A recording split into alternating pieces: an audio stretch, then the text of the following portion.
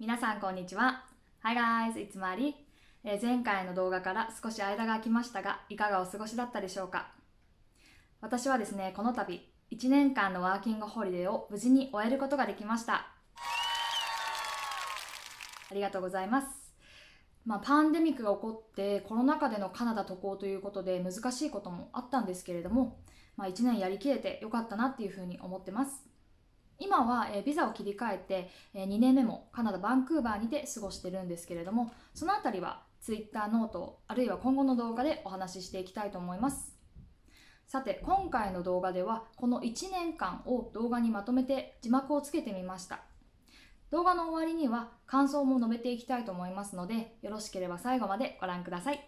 ではどうぞ。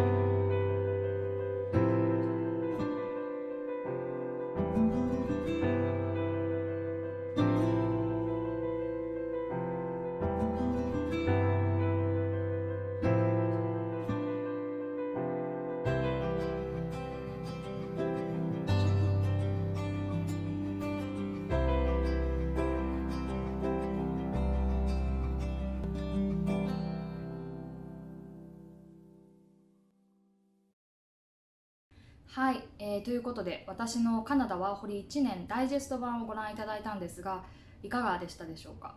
正直コロナ禍の渡航っていうことで大変なことありました。やっぱりステイホームが続いたりとか、ただでさえ日本にいても大変なのに、それが知り合いもいない新しい環境、新しい職場っていうところで、1年過ごしていくっていうことは本当に覚悟のいることだなって1年振り返ってみても思います。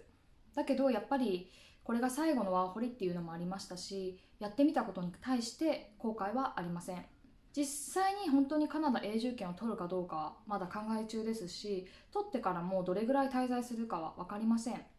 バンクーバーはさほど寒くないんですけど、それでも雨がとっても多いんですね。9月に入ってから本当に晴れの日が少なくって、季節うつなんじゃないかなっていう風に気分が落ちたりもします。永住権を取った日本人以外の人たちに話を聞いても、カナダにどうしても住みたかったっていうよりは、比較的永住権が取りやすいカナダにしたっていう人が多いんですね。だからってカナダが住みやすくないかって言ったらそうじゃないんですけど、私的にはやっぱり気候っていうところだったり、あと物価っていうのが大事で、正直今後どうするか、来年の今頃カナダにいるかっていうのはわからないんです。だけどこの辺りについては今考えても仕方がないので、時を見てまた動画にしていけたらと思います。この動画が参考になったら LIKE ボタン、そしてチャンネル登録もよろしくお願いします。ノート、インスタ、ツイッターの方でも情報発信をしてますので、フォローしていただけると嬉しいです。最後までご覧いただきましてありがとうございました。Thanks for watching. I'll see you next time. Bye.